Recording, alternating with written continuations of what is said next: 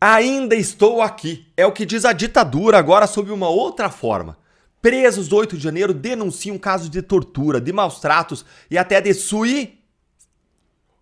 Gente, 2 dias depois do filme brasileiro Ainda Tô Aqui ganhar Oscar de melhor filme internacional, a revista Veja publicou uma matéria que mostra bem a hipocrisia de quem critica a ditadura militar do passado, mas fecha os seus olhos, tapa os seus ouvidos para a ditadura do presente, que é uma ditadura judicial.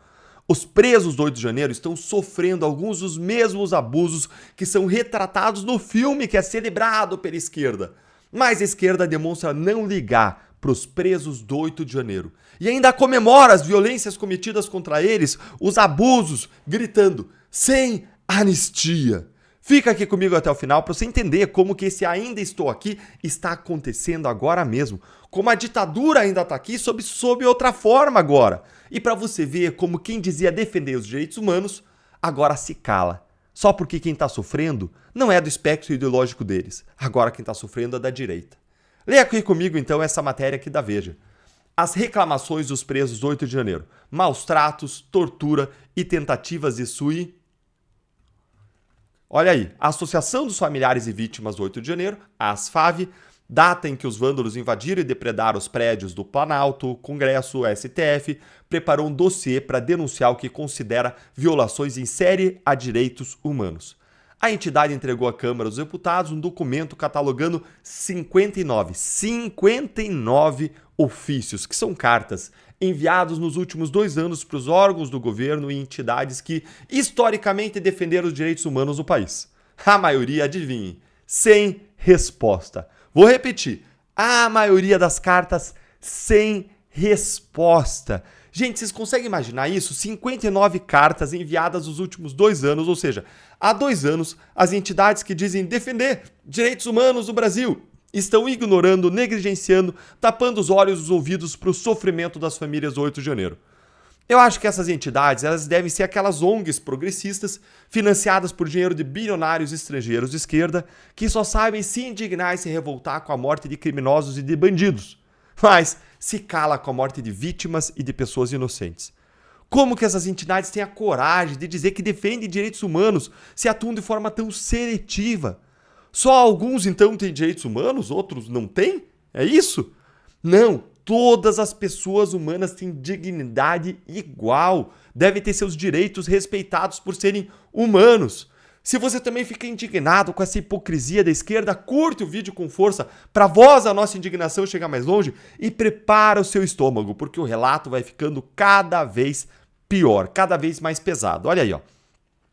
A ASFAV, ela relata casos de tentativa de você lê aí, má qualidade de alimentação, distribuição de água suja, falta de banheiro e falta de material de limpeza.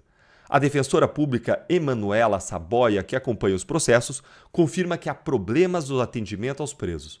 O trabalho dela é verificar se os presídios possuem condições sanitárias e de saúde adequadas, alimentação, banhos de sol, lotação de celas, itens que os presos recebem.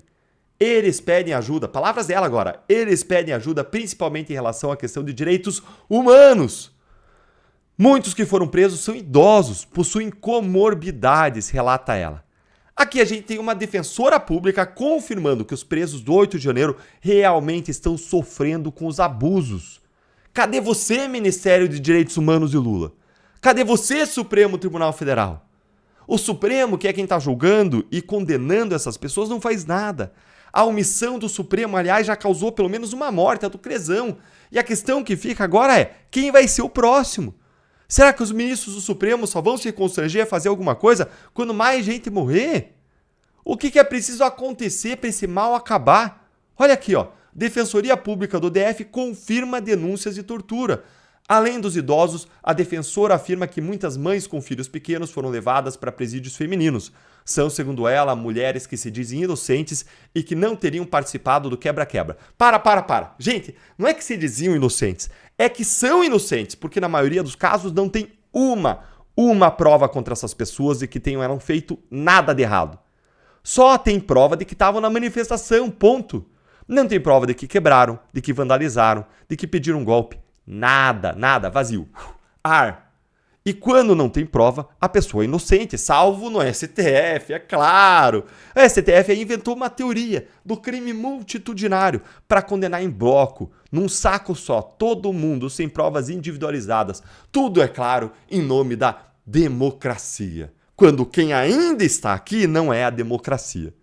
Veja aqui, Emanuela conta que no primeiro dia das mães após as prisões, havia uma preocupação muito grande com 6 mulheres que passavam por uma situação de depressão profunda. As policiais penais fizeram turnos para observar essas mulheres, com medo que tirassem a própria vida, porque já houve tentativas disso acontecer. A defensora pública também informa ter recebido 2 denúncias de tortura, os casos foram mandados para várias execuções penais para investigação e os processos são sigilosos. Os documentos enviados pelas famílias estão sendo analisados pelo gabinete do deputado Zuco, do Rio Grande do Sul. A ideia é criar uma comissão externa para apurar as denúncias. Gente, 2 denúncias de tortura. Ainda Estou Aqui, que está sendo celebrado e comemorado agora pela esquerda e pela imprensa por ter vencido o Oscar, é um filme que fala sobre um pai que é levado, que é torturado pela ditadura e que depois é assassinado e o seu corpo nunca mais é encontrado. Se o caso do Rubens Paiva causa indignação e revolta, por que os casos dos presos do 8 de janeiro não?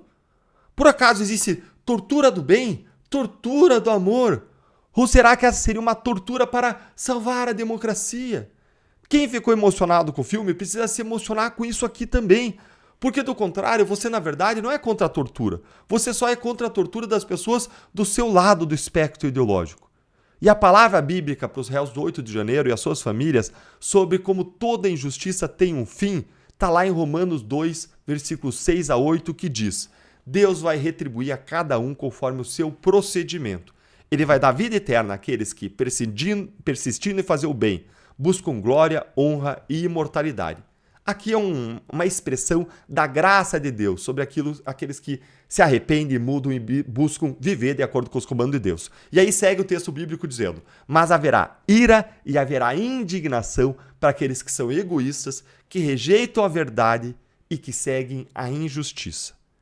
E agora eu quero ouvir a sua opinião. Me conta aí nos comentários sobre a hipocrisia da esquerda que está fechando os olhos, que está tapando os ouvidos para o que acontece com os presos do 8 de janeiro. Eu quero ouvir a sua opinião.